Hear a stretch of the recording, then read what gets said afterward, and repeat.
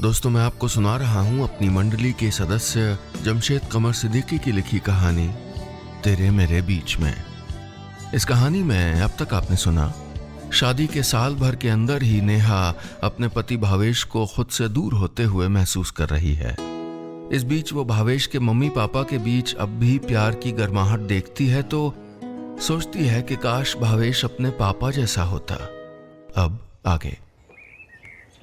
नेहा सोकर उठी तो भावेश जा चुका था। उसे अब भी सरदर्द था। वो उठकर बैठी तो बिस्तर के बगल में रखी मेज पर एक स्टिकर चिपका था। सॉरी नेहा। उसने गुस्से में स्टिकर नोच कर फेंक दिया और अपना सर पकड़कर आंसू बहाती रही। नेहा बेटा। पापा की आवाज़ से वो चौंकी और बालों का जूड़ा बनाकर ड्राइंग रूम में आ गई। ये पोस्टमैन कोई लिफाफा दे गया है, भावेश का नाम लिखा है। पापा ने एक रंगीन लिफाफा बढ़ाते हुए कहा। नेहा ने देखा तो वो बैंक की तरफ से था। सर दर्द है क्या नेहा? तभी मम्मी ने कहा, वो टेबल पे दवा रखी है सर दर्द की, खा लो, मैं चाय बना देती हूँ। नेहा पलटकर माँ को देखने लगी। बिना बताए उन्होंने सिर्फ हाव भाव से समझ लिया था कि नेहा को सर दर्द है, लेकिन साथ सोने वाले भावेश को अंदाजा तक नहीं हुआ। वो वापस कमरे में आकर बैठी तो यूं ही उस लिफाफे को खोलने लगी। वो बैंक स्टेटमेंट था। कागज देखकर नेहा की आंखें हैरानी से फैल गईं। भावेश के अकाउंट में तो काफी पैसा था, लेकिन फिर उसने ये क्यों कहा था कि इस महीने जेब जरा टाइट है? सोचते हुए उसकी आंखों से आंसू लुढ़ककर गालों पर गिरने लगे। भावेश बदल गया है ये तो वो जानती थी, लेकिन इतना, इसका अंदाजा नेहा को नहीं था।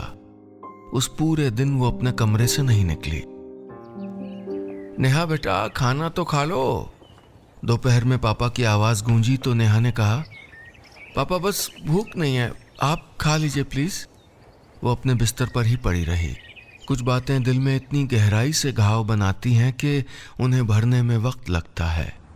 शाम को जब भावेश लौटा तो उसके हाथ में फॉल लगी हुई बनारसी साड़ी थी और दूसरे हाथ में नेहा की मनपसंद टूटी फ्रूटी आइसक्रीम। जब उसे पता चला कि नेहा की तबीयत ठीक नहीं है तो, क्या वो तुम्हारी तबीयत ठीक नहीं क्या? उसने माथे पर हाथ रखते हुए कहा तो वो उठकर बैठ गई और उसका हाथ हटाते हुए बोली, कुछ नहीं हुआ है।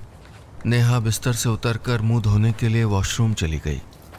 भावेश वहीं बैठा सोचता रहा कि नेहा की इस बेरुखी की वजह क्या है।